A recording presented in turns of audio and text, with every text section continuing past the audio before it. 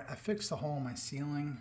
The hole was actually under there. I'm actually not completely done. I still have to paint, but I figured I would just make a video on it.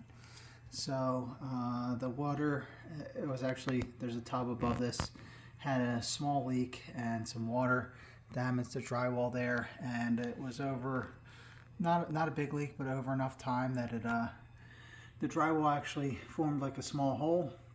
So I had to plug that hole, and what I used was, it's a I guess like a hole repair kit, drywall hole repair kit. I just got it from Lowe's. All it is like a steel mesh that has like adhesive to it.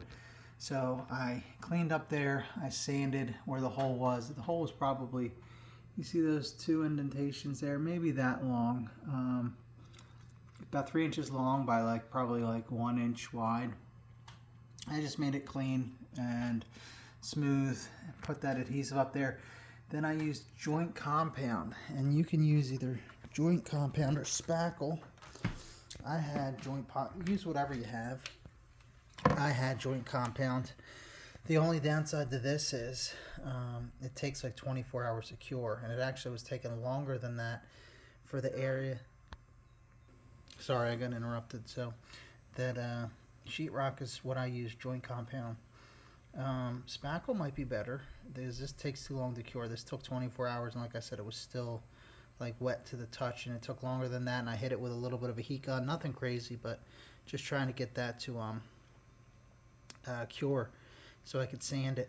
And I needed more than one coat, so I was like recoating it every day or two for a couple days to get enough joint compound up there that it was covering the steel mesh, because there's some thickness to that. So I guess if you have spackle, that might be better to use because it dries quicker, and then maybe you can do a couple coats in a day. I was sanding it with, I have 120 grit, which I didn't use. I was using this 180 dust channeling, and it says